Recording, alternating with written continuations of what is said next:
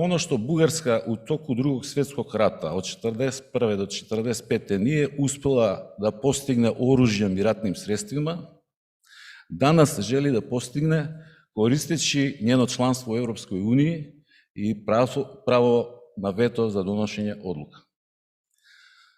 Оно што мене интересуе, мениот став Бугарска е потпуно јасен. Мене оно што интересуе како на ово гледају остале членици Европske unije. It's a young state, it's a young country, it's a young nation. Of course, they can call them as they want. They can call their language as they want. But again, probably you know very well that there was no Macedonian language before it was created.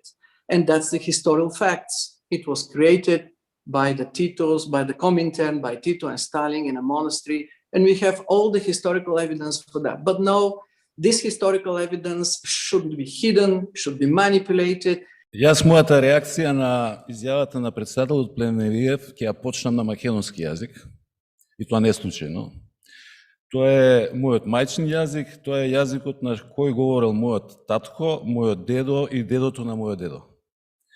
Значи, неколку генерации пред мене, кои што биле и родени и живееле уште пред да се родат Јосип Броз Тито и Сталин.